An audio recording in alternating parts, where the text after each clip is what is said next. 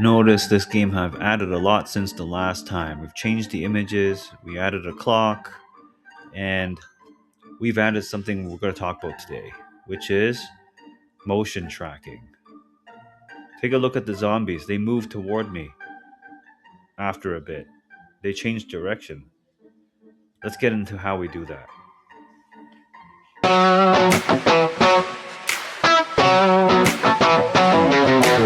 So I got to warn you about one thing. In this video, we're actually just going through a very simple way of making your characters follow making your enemies follow the player.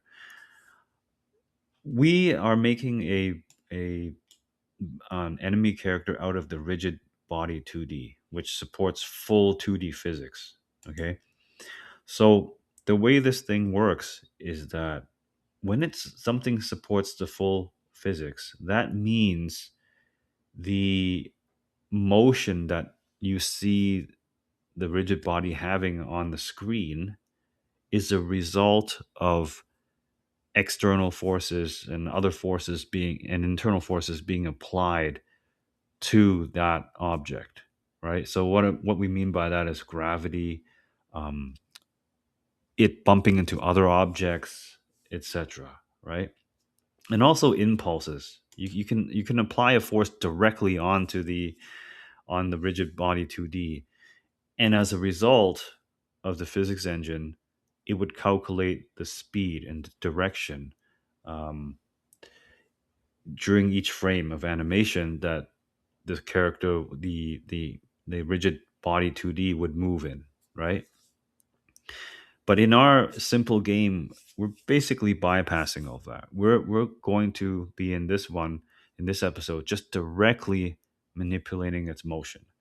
And there are warnings against this. Okay, you have to ensure that it's pretty simple.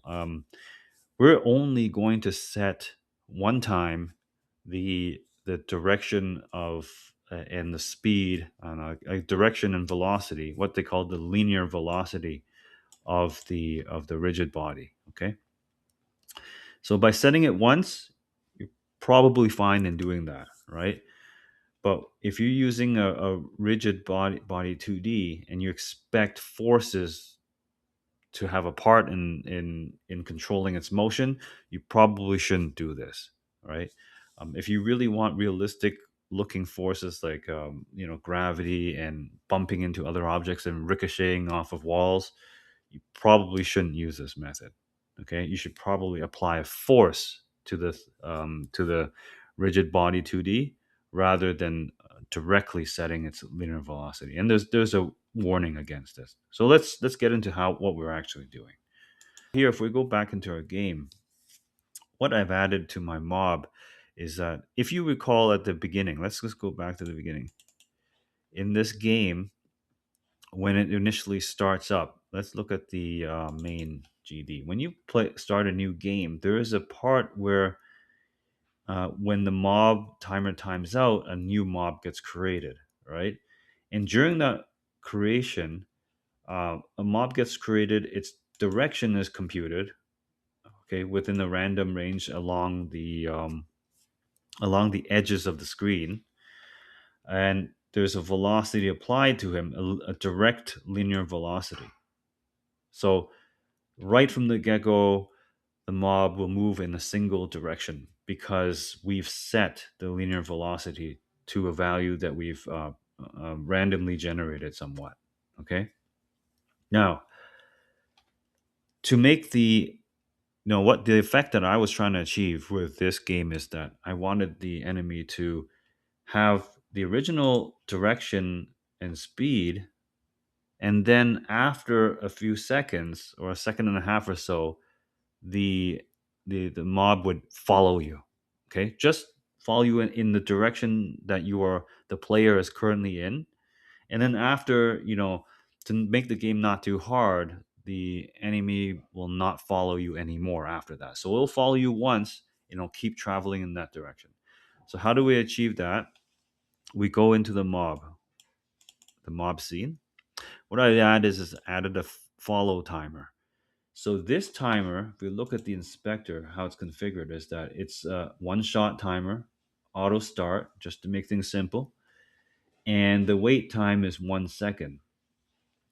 And what happens is that the timers produce a signal, if you remember, and then we create a on follow timer timeout, a function that handles when the timer times out.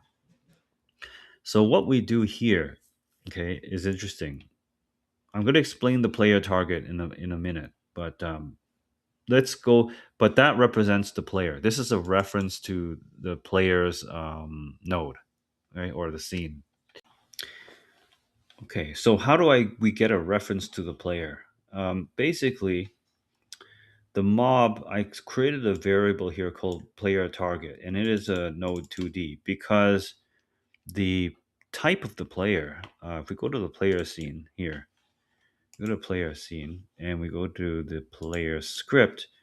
Um, well, actually, he's set as an area 2D. However, all these extend from the node 2D. So I just picked the node 2D as a as one of the arbitrary superclasses.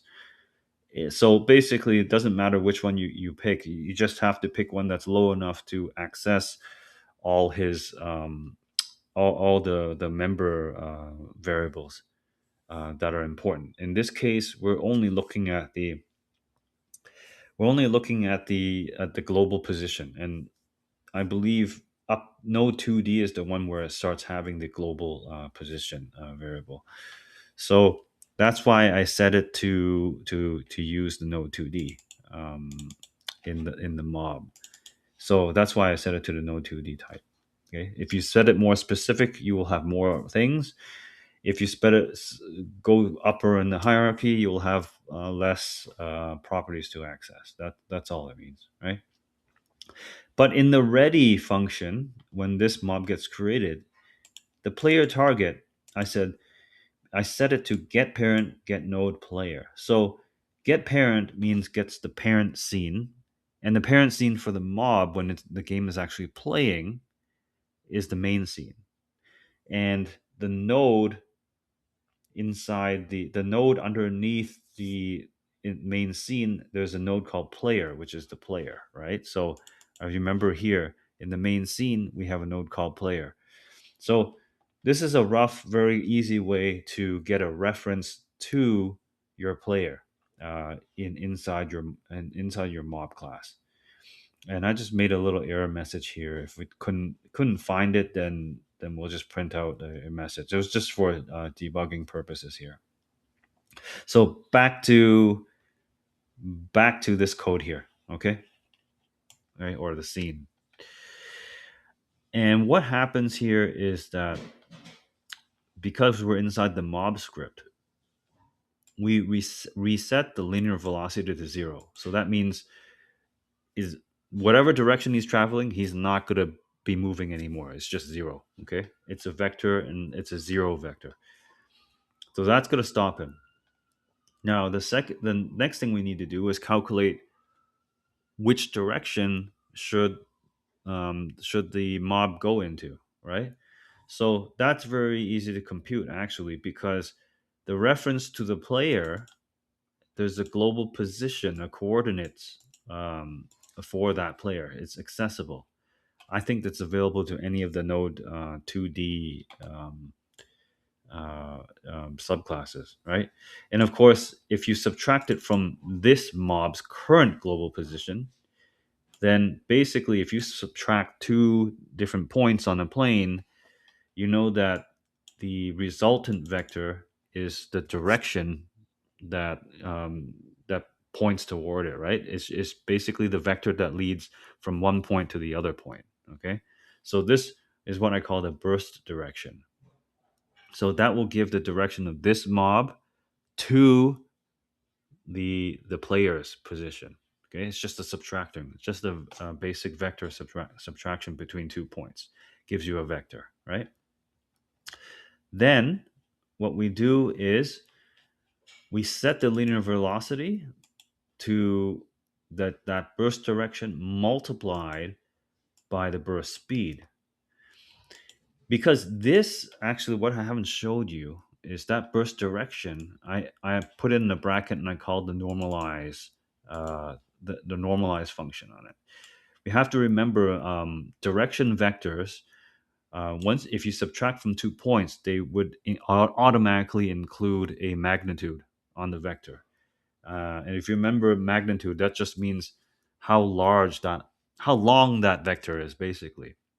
So we for simplification's sake, and for the case of we want the enemy here to move at a uniform speed all the time, we don't we would want to normalize that direction vector. So basically it becomes just a unit vector where it only points towards the player, but it does not have the magnitude component. The magnitude will always just be one, okay, in this case.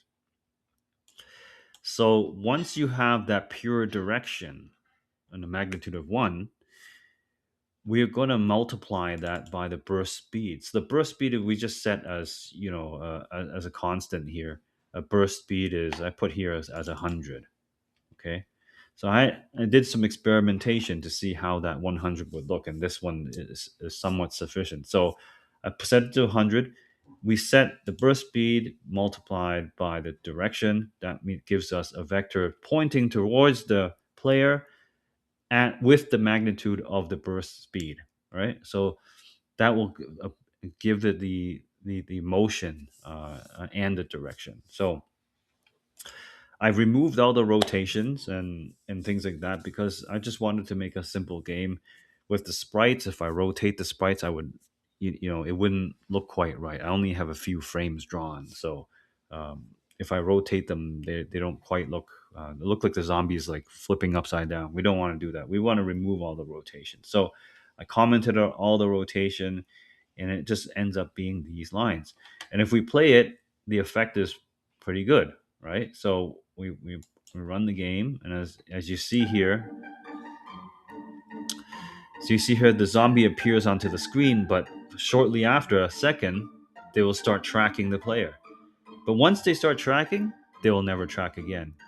Okay, so that's how basically how it is. Now we can make a little modification to make the zombies keep tracking the player here. But right now, I have no way to kind of destroy the the the zombie except for running into him and losing health as a result. So if I kept tracking him, then if the zombies keep tracking, then the zombies would just fill up the whole screen. There would be too many zombies because the zombies just spawn based on the timer. With no way to destroy them, uh, then that would not be a very fun game, right? But let's try that for example, anyways. Let's set the timer.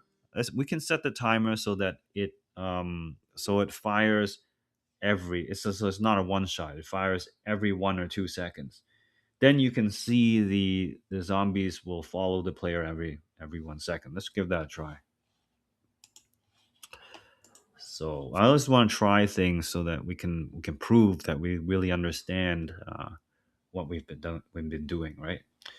And whether the things that we've done are actually correct. So let's go back to the following timer and go back to inspector and just turn the one shot off. Okay.